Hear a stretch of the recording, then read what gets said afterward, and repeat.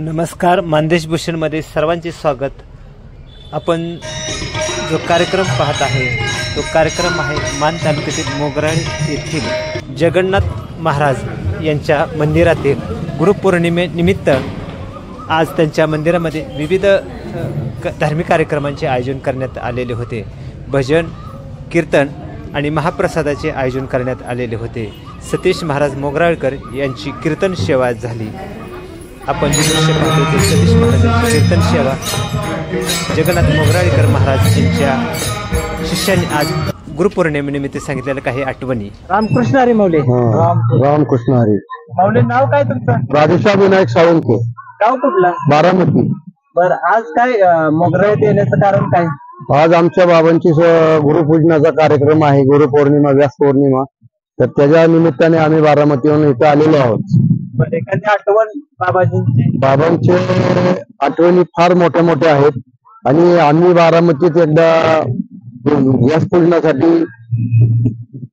वडल्याला गेलो होतो।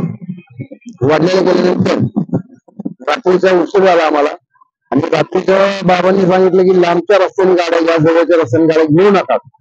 तर त्यावेळेस आमच्याकडून चूक एक झाली की आम्ही लांबच्या रस्त्याने गाड्या गाड्या काढल्या। आमच्या 4 गाड्या होत्या।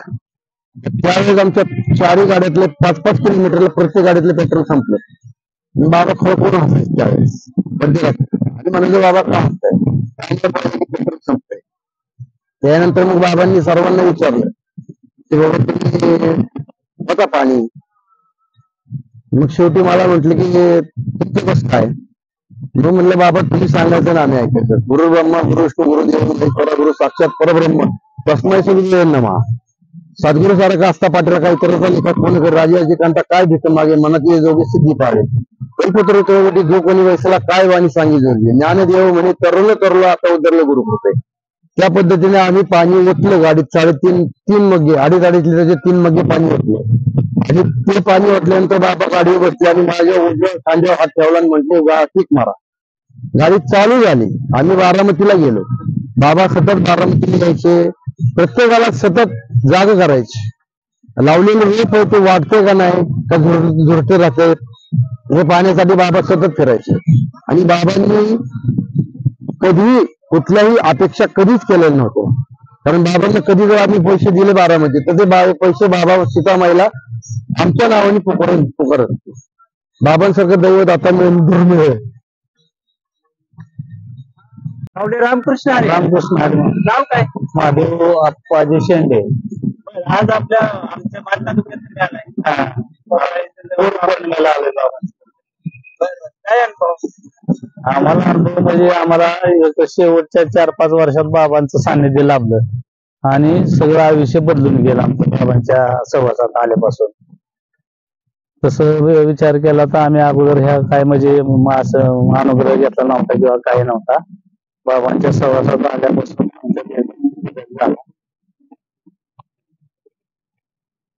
बाबांचं स्मरण केल्यानंतर काही अडचणी येतील ते आपोआप दूर होत्यात।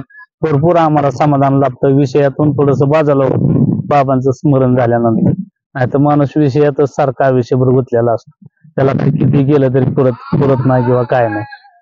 तर आम्ही तेवढ्यात ऊर्जा बी तयार होती आम्हाला, उलट डबल काम होतं आमचं या बाबांच्या ह्याच्यात असल्यानंतर, चिंतनात किंवा सहवासात असल्यानंतर।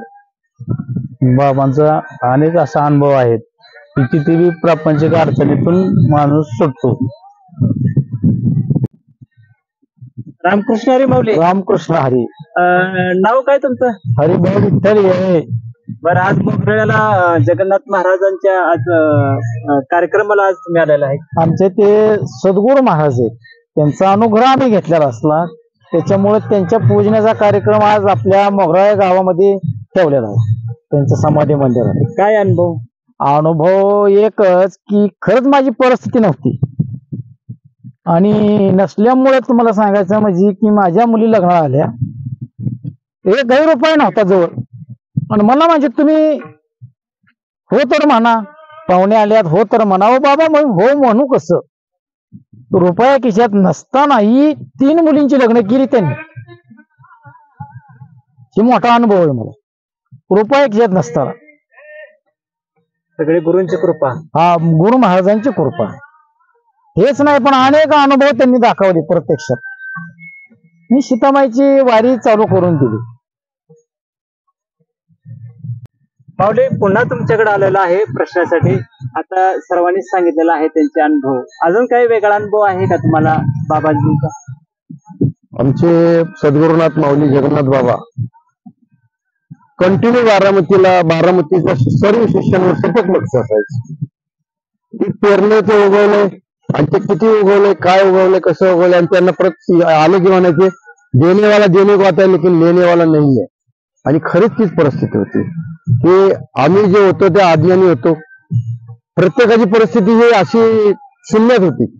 आणि जसं जसं त्यांनी शिष्यत्व पत्करलं तसं तसं प्रत्येकाची उचित काळाला प्रत्येकाचं सगळं चांगलं झालं. आणि बाबांनी आयुष्यभर शिष्यांसाठी जीवन जगले. बाबांनी शेवटपर्यंत शिष्यांसाठीच आयुष्य काढलं आणि प्रत्येक शिष्याचा उचित काळ केला. प्रत्येक शिष्याच्या घरी गेले तर तिथे त्या घराचा उचित काळ झाला. ज्या ज्या घरी गेले त्या त्या घराची आज अवस्था वेगळी आहे. आज त्या त्या घराचे झोपड्या होते तिथे बंगले वेगळे झालेले आहेत. आणि बाबांनी कोणाला फक्त 5 रुपये दिले तर ती लक्ष्मी दिली म्हणायचे तर त्याच्या आयुष्याचं कल्याण व्हायचं. बाबांसारखं दैवत आज हुडकून सुद्धा सापडणार नाही. ज्यावेळेस बाबांनी देह ठेवायचा होता त्यावेळेस बाबांनी पत्र पाठवलं होतं, उद्या सकाळी आपल्याला सीतामाईला दिंडी न्यायची आहे, पांढऱ्या शुभ्र वस्त्रात सगळ्यांनी या. तर मी बारामतीत होतो त्यावेळेस आमचे गुरुबंधू सगळे आले. रात्रीच्याला मला म्हटले की तुम्ही असं पत्र दिलंय बाबांनी. तर मी यांना म्हटलं की बाबा हा संकेत वेगळा आहे, आपण फसतोय. पुन्हा जर बाबांनी जर देह ठेवला तर आपल्या डोंगराच्या पलीकडे बघितलं ते डोंगरात कुंडलं तरी बाबा सापडायचं नाही. त्या दिवशी खरं आमच्याकडनं चूक झाली आणि त्या दिवशी रात्री गेला पाहिजे होतं. तर आमच्याकडे गुरुबंधू काय म्हणे सकाळी जाऊ आणि पहाटे आम्हाला फोन आला प्रत्येक गुरुबंधूंना की असं असं झालेलं आहे, बाबांनी देह ठेवला. आणि बाबा अजूनही दृष्टांत देतात. बाबा अजूनही आहेत.